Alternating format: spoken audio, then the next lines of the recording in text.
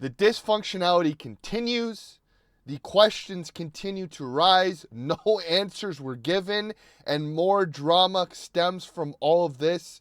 That press conference was a disaster class of how to handle a firing of a coach and taking the next step forward. So let's talk about it all right here. Hello, everybody. Welcome to Bills Digest. I'm your host, Anthony Senicar.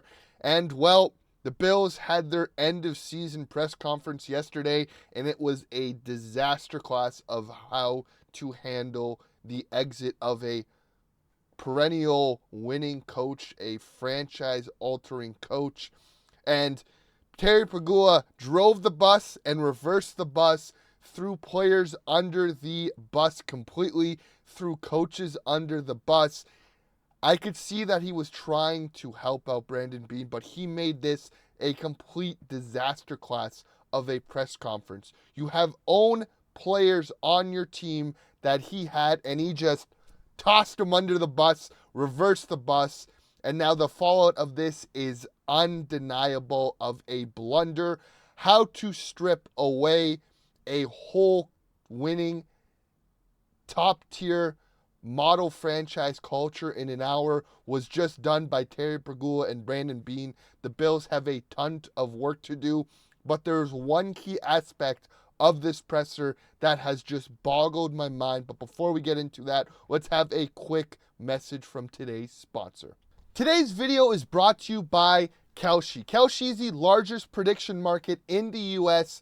Now, if you use code DIGESTNFL today, you will receive a bonus $20 on $100 traded. Now, you're probably asking, what exactly is Kalshi? Well, Kalshi is a market where you can trade yes or no on real-life events. Whether it's politics, sports, or quite literally anything, you can trade it on Kalshi. Whether you're in California, Texas, or right here in Buffalo, New York, it is live across all 50 states. And like me, everyone here is probably a massive sports fan, and you can use your sports knowledge to trade on anything.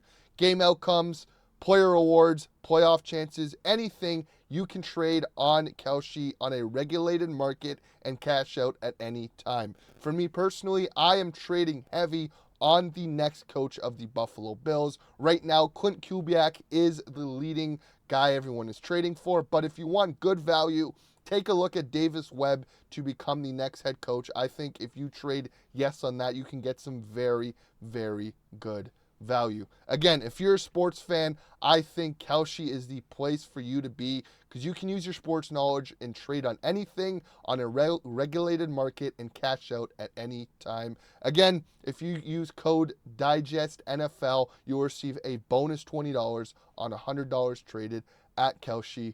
Thank you to everyone at Kalshi. Now let's get into the rest of today's video. Now, like I said, guys, a complete blunder, disaster class, show, just a lot of words to describe what was that presser that happened at One Bills Drive yesterday. And there is a lot to unpack from it, but one key point where I think everything went off the rails and something that you don't do as an owner and you don't do as a team is throw a player that is currently on your team under the bus and then reverse it back. Even using it as a point to use it as, hey, my GM didn't do it. It was my coaching staff. It doesn't matter. The guy was on your team, and the guy that I'm talking about is Keon Coleman. He has been a talking point for the past 2 years since he's been drafted for the Bills. The Bills drafted him, thought they can develop him into a receiver number one. He got suspended multiple times this season by Sean McDermott, missing a first half, missing multiple games at the healthy scratch, late to meetings, so on and so forth. People question his childish tendencies. And what did Terry Pegula do? Well, when speaking to the media about the press conference and bringing up the whole Keon Coleman receiver situation, Brandon Beane was about to answer the question, and Terry Pegula cuts in and says, that was Brandon being a team player. He has taken heat over it. I'm here to tell the true story. And it did not go over internally in the Bills media as well as in the national media, Joe Buscaglia of The Athletic said Bills owner Terry Pegula just pinned the Keon Coleman pick on the coaching staff and said Brandon Beane was being a team player and that Coleman wasn't at the top of Beane's list. Nationally, not a good look either. Ryan Clark of ESPN, Keon Coleman might as well never step foot in Buffalo again. Man dang, never near got blame for the Sean McDermott firing. Now again, Pegula did go to the AP press of the Buffalo area and said, I wasn't talking about it as Sean McDermott as a whole. He was saying the coaching staff as a whole. But you do not throw a player that is currently on your team under the bus. If you want to completely kill a kid's confidence, that is what you do. Keon Coleman woke up that morning, saw that, and just imagine the social media of the amount of people clowning Keon Coleman. This started earlier in the year. Keon brought it upon himself. Missing meetings, missing team meetings, having childish tendencies, not pulling up his big boy pants. And listen, signs were there. He had flashes. He had the Ravens game where he had a $110 or $120, a game-winning touchdown for the Bills. There were flashes a year before, the game against Seattle with 2 touchdowns, saying, hey, go up again, catches it over Tyreek Woolen. There were signs, but his confidence was diminished every single week. He kind of fought back, had obviously a crucial drop against the Denver Broncos. It was a flag on the play, but looking back in hindsight, let's not take into consideration that would have been a 3rd and 20. Josh still would have had an opportunity to at least get something going. But still, going on from that, doing this and destroying the kid's confidence, it is going to be very hard for that of Keon Coleman to recover. Because again, now Chad Ochocinco, Chad Johnson, said he is going to get Keon Coleman in the lab. They will never be able to say crap about him again, and will eat the words after we train together this off season. I just don't see how Keon Coleman can step back into that building by having your owner throw you under the bus. Brandon Beane tried to do damage control. You could see Beane was like, hey, that was still my pick. I made that pick. It was a group setting where we all agreed Keon was the guy.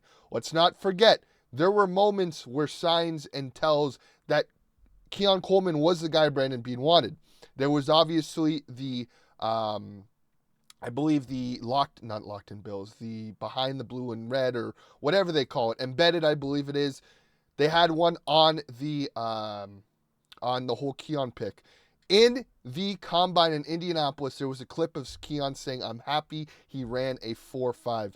Same sort of thing he said about Gabe Davis. That was a sign pointing of, hey, let his draft stock fall and let's go get this guy.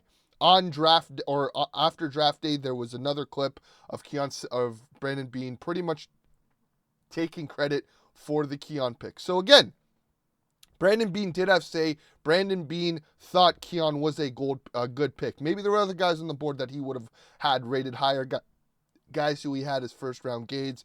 But let's not have a revisionist history with this whole situation. Josh wanted Keon Coleman. It later came out, finally, Allen and Buffalo got their man. When the Bills selected Keon with the 33rd pick of the draft, that was the very first pick of the second round. Allen messaged Coleman to let the receiver know, you're the guy I want. I watched a lot of receivers, and I want to play with you. Josh wanted him. The group as a whole wanted him. Let's not have a revisionist history and try to deflect, hey, this is on the coaching staff like Terry did. Let's not revive that history. Josh wanted him. Brandon Beane still had say in who was getting drafted, and there were clips and receipts of him saying, hey, this is a guy that I do want. Joe Brady must have thought that he wanted him. This is probably going to be pinned on Joe Brady. But again, the lack of developing a receiver caused issues. Let's not forget the Bills fumbled this development of Keon Coleman. They tried to push him into a starting role in his rookie year. We saw development happen after the Bills received Amari Cooper. That kind of pushed Keon into that receiver 2/3 role. And then the development got stunted after the injury against the Miami Dolphins. He has never looked the same. Again, the Baltimore game, I was all in. I thought Keon was going to be the guy. I thought it was going to be a great season for him. But again, the issue, entail, and all of that is the drafting has been an issue. We can shift the blame on Sean McDermott. Terry Pegula can do what he wants, can shift the blame on McDermott. But looking at the picture as a whole, you know how the Los Angeles Rams went to a Super Bowl, went all in, mortgaged the future, won a Super Bowl, bottom out for a few years, and then came back and are in the NFC Championship game? It was from great drafting. Puka Nacua, Jared Verse, filling out roster spots through great drafting. The Bills' history of drafting right now is the reason the Bills are in this position. A second-round pick in 2019 for Cody Ford, not on the team on the Cincinnati Bengals. 2020, a third-round pick in Zach Moss, who should have been kind of the motor replacement. Gone, not even in the league anymore. Boogie Basham, traded for peanuts on the dollar to the New York Giants, a second-round pick. Kaiir Elam, just going to say the name. Don't even get me started on that. That is a pick that can diminish a franchise. You wasted a first-round pick on a cornerback and had to use another first-round pick years later to get Maxwell Hairston in the building because you whiffed completely on Kaiir Elam. A third-round pick in Dwayne Carter. Now, to his point, he has been injured, so again, but still. Second-round pick on Keon Coleman. A minute point, has not been a part of this franchise or been the cornerstone piece that the Bills thought he would be. Landon Jackson, again, he got injured, it is, but he was a healthy scratch. This is signs were pointing to that Beane was drafting guys and McDermott didn't want them, and McDermott put him in the doghouse early. Kaiir Elam, I think, was a Brandon Beane pick because McDermott put him in the doghouse early and constantly, and Christian Benford was a starting caliber corner, and he was I believe a sixth or a fifth or a seventh, and he was in the starting opening day roster. That was a McDermott pick. Elam was a Beane pick, and he was not touted out from the get-go. Keon Coleman, I think, was a group pick because Keon was put into a starting role very early in his career.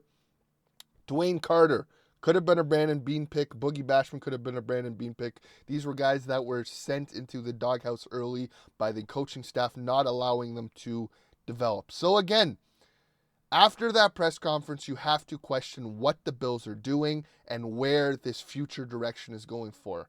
I think Terry Pegula did himself no favors by interrupting. I think Brandon Beane was trying to do damage control, but the clown show just went on early and all day. I want another one of those press conferences because that was laughable, some of the stuff that was going on. And for the Bills and Terry Pegula in particular to throw Keon, a player on your team currently, under the bus like this is just a disaster class.